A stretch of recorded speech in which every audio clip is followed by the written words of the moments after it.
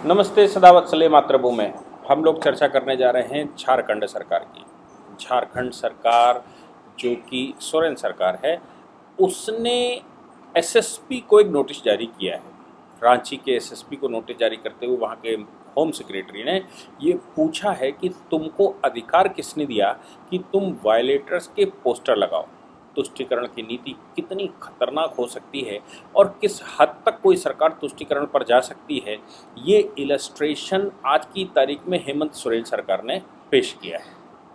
आज के समय पर पूरे देश में जब से भाजपा का शासन आया है, कई एक राज्यों में भाजपा का शासन है, तब से कम कुछ तुष्टीकरण कुछ कम हो गया। भले ही तुष्टीकरण करते हो लेकिन खुला तुष्टीकरण तो नहीं हो पा रहा था।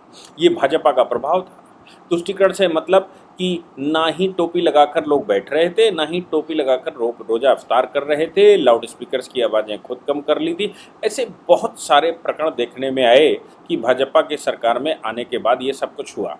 लेकिन हेमंत सोरेन के होम सेक्रेटरी ने एसएसपी को नोटिस जारी करना और ये कहना कि तुमने कानून का वायलेशन किया है और ये अधिकार किसने दिया कि तुम उस पर पोस्टर लगाओ, जबकि वहाँ एक चीज़ देखने में सामने आई और वो सामने ये आया कि शायद होम सेक्रेटरी ने या फिर चीफ सेक्रेटरी ने ये अनुमति न दी हो पोस्टर लगाने की, तो फिर एसएसपी इस पोस्टर को रमेश जी जो वहाँ पर राज्यपाल हैं, माननीय राज्यपाल के आदेश से वो पोस्टर लगाए गए। तो आप समझ सकते हैं कि माननीय राज्यपाल जी के आदेश से पोस्टर लगाए। अब ये राज्यपाल कंट्रोवर्सी फिर से शुरू हो जाएगी। उनका कहना जो जो जो नोटिस इशू किया गया है उसमें कहना है कि उत्तर प्रदेश में इलाहाबाद हाई कोर्ट ने 9 जनवरी 2020 यानी कि सीएए के प्रोटेस्ट का समय रहा होगा, 9 जनवरी 2020 को इलाहाबाद हाई कोर्ट ने एक ऑर्डर किया था। उस ऑर्डर में ये कहा था कि आर्टिकल 21 का वायलेशन है, यानी कि right to life and personal liberty का वायलेशन है अगर आप दंगाइयों के पोस्टर लगाते हैं। तो दंगाइयों के पोस्टर लगाने का अधिकार आपको नहीं है, या जो दंगाई तो शब्द इस्तेमाल नहीं किया, सस्पेक्ट्स के पोस्टर लगाने का अधिकार आपको नहीं है। इससे उनके right to life and personal liberty article 21 का उल्लंघन होता है। अब कानपुर वायलेंस हुआ इसी प्रकरण में, इसी धुरी में। इलाहाबाद का स्वयं का प्रयागराज में वायलेंस हुआ, सहारनपुर में वायलेंस हुआ, मुरादाबाद में कुछ दिखाई दिया, फिरोज़ाबाद में कुछ वायलेंस हुआ। ऐसे करके कई एक ज़िलों में जुमे की नमाज के बाद ये उधम हुआ। उत्तर प्रदेश सरकार ने सीसीटीवी फुटेज निकाले। उन सीसीटीवी फुटेज में जो लोग पकड़ में नहीं आए, जिनको वो ढूंढ नहीं पाए, उनके सबके पोस्टर जारी किए।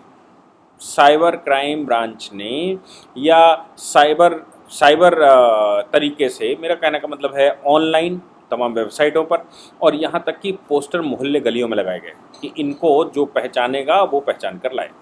जबकि मज़े की बात आप देखिए, सरकारें लगातार ये कहती हैं कि भाई हमारे हाई कोर्ट ने चूंकि ऑर्डर नहीं किया, सुप्रीम कोर्ट का ऑर्डर नहीं है, इसलिए हम कोई एक्शन नहीं ले सकते। अब ऑर्डर था इलाहाबाद हाई कोर्ट का, जैसा भी जो भी रहा होगा, सीए का प्रोटेस्ट दूसरी चीज़ हो गई, मास्टरमाइंड ढूंढा गया होगा, उस मास्टरमाइंड को नहीं पकड़ पाए, उसका हुलिया ढूंढा गया होगा, तब पोस्टर्स लगाए गए होंगे सस्पेक्ट्स की कि भाई ये लोग इसके पीछे हैं। तो फिर हो सकता है फंडामेंटल राइट का केस आ गया हो कि जब तक आपके पास पुख्ता सूचनाएं ना हो, जब तक आपके पास पुख्ता मटेरियल ना हो, तब तक आप इस तरह के पोस्टर मत लगाइए। नहीं तो सामने वाला अगर नहीं शामिल हुआ और आप केवल सस्पेक्ट के आधार पर लगा रहे हैं, तो फिर उसके फंडामेंटल राइट वायलेंस होते हैं। बात मान ली। लेकिन जिस समय सीसीटीवी फुटेज बता रहा हो, जिस समय कोई वीडियो रिकॉर्डिंग बता रही हो, जिस समय और किसी प्रकार का डायरेक्ट एविडेंस फोटोग्राफ हो कि वो पत्थर चला रहे हैं, गोलियां चला रहे हैं, बॉम्ब फेंक रहे हैं, ऐसे फोटोग्राफ में वो सस्पेक्ट नहीं होते, क्योंकि वो तो वायलेटर हैं, वो तो सीधा गोली चला रहे हैं, वो तो सीधा हमला कर रहा है, उसको वायलेटर, उसको सस्पेक्ट तो नहीं कहा जाता। अब एक बात जो मैं बार बार कह रहा हूं कि तमाम राज्य सरकारें ये कहती हैं कि भाई दूसरे राज्य के हाईकोर्ट का आदेश है, मेरे ऊपर बाइंडिंग नहीं है। सुप्रीम कोर्ट का आदेश है नहीं, इसलिए साहब हमारे ऊपर बाइंडिंग नहीं, तो हम ये करेंगे। अब इलाहाबाद हाई कोर्ट का 9 जनवरी 2020 का ऑर्डर सीए के प्रोटेस्ट के दौरान सस्पेक्टेड को आर्टिकल 21 का प्रोटेक्शन दिया गया, उस ऑर्डर को क्या वायलेशन झारखंड ने माना, जबकि इलाहाबाद हाई कोर्ट के ऑर्डर का वायलेशन उत्तर प्रदेश का जुरिडिक्शन लगता है, उत्तर प्रदेश में लागू होता है, वहां झारखंड में लागू नहीं होता। लेकिन तुष्टीकरण इस हद तक जा चुका है और इस हद तक वायलेटर्स को प्रोटेक्ट करने की कोशिश की गई रांची दंगे में कि सामने से पुलिस कह रही है कि और साहब पुलिस भेजिए, हम घिर चुके हैं, मारे जाएंगे, ऐसे वीडियोस वायरल हुए हैं और सामने से गोलियां भी चलाई गई। और ऐसी परिस्थिति में पुलिस ने अपने आप को बचाने के लिए आदेश न मिलने के बावजूद गोली भी चलाई, क्योंकि वो मर जाते। 2 लोगों की मृत्यु भी हो गई दंगाइयों में। जब ऐसी परिस्थिति हो जिसमें प्रोटेक्शन अपने आप को सेल्फ डिफेंस में गोली चलानी पड़े, जबकि राज्य सरकार उस पर आदेश न दे रही हो, अब इसके बाद अगर पुलिस एसएसपी पोस्टर जारी करवा देते हैं जो कि ऑन रिकॉर्ड दिखाई दे रहे हैं कि ये दंगाई हैं, ये सस्पेक्ट नहीं है, ये दंगाई हैं, गोली चला रहे हैं, पत्थर चला रहे हैं, कुछ और कर रहे हैं, ऐसे लोगों को बचाने के लिए एसएसपी को फंसाना, सरकारी कर्मचारियों को नोटिस जारी करना और उनसे प्रश्न पूछना कि किसने तुमको अधिकार दिया है कि इलाहाबाद हाई कोर्ट के आदेश का वायलेशन कर जाओ।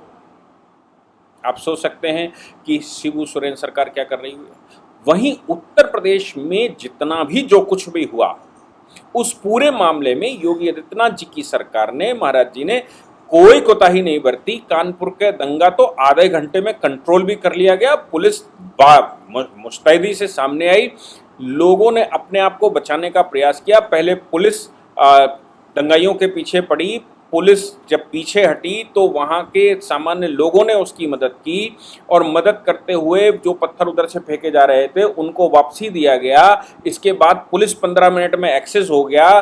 जो लोग भी इधर से मदद कर रहे थे पुलिस के, वो अपने हाथे में घुस गए और बाकी पुलिस सामने आ गई, क्योंकि अब प्रोटेक्शन हो चुका था, एटलीस्ट अपना बचाव कर चुके थे।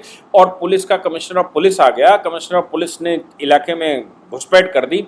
बाद में जितने वीडियो, सीसीटीवी, ये वो फोटोग्राफ जो भी मिले, उनके आधार पर जिन लोगों को पकड़ सकते थे मौका वारदात से पकड़ा, जिनको बाद में पहचान हो गई उनको घरों से पकड़ा, और जिनकी पहचान नहीं हो पाई, ढूंढ नहीं पाए, उनके सबके फोटो बाकायदा पोस्टर बनाकर कानपुर शहर में लगाए गए। और कानपुर शहर में लगाने के बाद उनकी गिरफ्तारियां सुनिश्चित की गई। कई लोगों ने पोस्टर लगने के बाद अब खुद को सरेंडर भी कर दिया, क्योंकि उनको पता लग गया कि हम फंस चुके हैं और अब कुछ हो नहीं सकता। कुछ लोगों ने मुखबरी भी कर दी। मुस्लिम समाज में एक खास बात है, वो एक दूसरे की मुखबरी भी खूब करते हैं। कुछ लोगों ने मुखबरी कर दी, लेकिन गिरफ्तारियां हो रही हैं। और किसी प्रकार के इलाहाबाद हाई कोर्ट का उत्तर प्रदेश के ऊपर ही लागू होता, इलाहाबाद हाई कोर्ट के फंडामेंटल राइट वाला आर्टिकल 21 का कोई वायलेशन उत्तर प्रदेश में नहीं माना गया। और नहीं तो अब तक जाने कितने लोग कोर्ट जा चुके होते और कहते कि नहीं साहब आपने वायलेशन किया है, आपके ऑर्डर का वायलेशन राज्य सरकार ने किया है। कुछ नहीं हुआ। लेकिन उत्तर प्रदेश के इलाहाबाद हाई कोर्ट के ऑर्डर का वायलेशन झारखंड में हो गया और झारखंड के होम सेक्रेटरी ने एसएसपी को नोटिस करते हुए कहा तुमने वायलेशन किया, इसका जवाब दो। आप सोच सकते हैं कि तुष्टीकरण किस हद तक जा सकता है, हमारे देश में क्या क्या हो सकता है, हमारे देश में क्या क्या ये 10%, 15%, 20% वोट के लिए क्या नहीं किया जा सकता है। ये सब विचार आपको करने हैं, ये सब विचार देश को करने हैं और ये मानकर चलना है कि अगर हेमंत सोरेन हैं, इसका मतलब ये बिल्कुल नहीं है कि वो हमारे राष्ट्र के रक्षक हैं। क्यों? क्योंकि वो दंगाइयों का अगर इस प्रकार से सपोर्ट करते हैं कानूनन, और अधिकारी जो एक्शन लेता है उसके खिलाफ ही एक्शन लेना शुरू करते हैं, जबकि अधिकारी ने वो नोटिस राज्यपाल के डायरेक्शन पर जारी किया हो। तो अभी तो राज्यपाल का डायरेक्शन जैसे ही सामने आ गया, राज्यपाल का आदेश था कि दंगाइयों को पकड़ा जाए और उनका वो करें, तो अभी हेमंत सोरेन सरकार निश्चित रूप से ममता बनर्जी की तरह सामने आने वाली होगी और ये कहने वाली होगी राज्यपाल हमारे राज्य में इंटरवेंशन कर रहे हैं। अरे राज्यपाल आपके राज्य में इंटरवेंशन करके दंगाइयों को ही तो पकड़ना चाहते हैं। आप नहीं पकड़ना चाहते तो इसका मतलब क्या है? ये बहुत सारे प्रश्न हेमंत सोरेन सरकार के सामने हैं और योगी जी महाराज ने जिस प्रकार से कंट्रोल कर रहे हैं और डेमोलिशन कर रहे हैं, हालांकि उनके इलाहाबाद उनके प्रयाग में जो डेमोलिशन हुआ उस डेमोलिशन के खिलाफ आज एक PIL कोर्ट में गई है, जमात उलमा हिंद ने फाइल की है, उस पर सुनवाई होनी है, आज होकर रहेगी कि वो महिला के नाम वो आफरीन फातिमा, आपने सुना होगा, खूब प्रकरण चल रहा है क्योंकि वो JNU की छात्र थी, JNU में प्रोटेस्ट शुरू हो गए, कम्युनिस्टों के सारे न्यूज़पेपरों ने, कम्युनिस्टों के सारे चैनलों ने बताना शुरू कर दिया कि मोहम्मद वो जो दंगाई था जावेद मोहम्मद का घर ही नहीं था, घर तो पत्नी के नाम था, घर तो ससुराल से उसके मिला था, तो फिर आपने क्यों तोड़ दिया?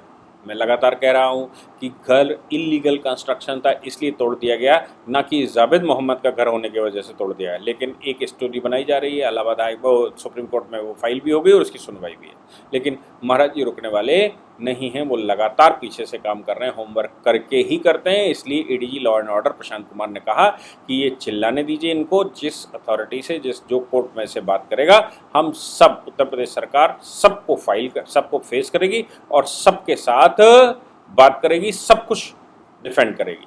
वो हमारे ऊपर छोड़ दीजिए, क्योंकि हमने कोई घर गिराकर कोई गलत काम नहीं किया, हम कानून से चल रहे थे। आप देख लीजिए उत्तर प्रदेश सरकार और झारखंड सरकार में बेसिक क्या फ़र्क है। जय हिंद, जय भारत, वंदे मातरम।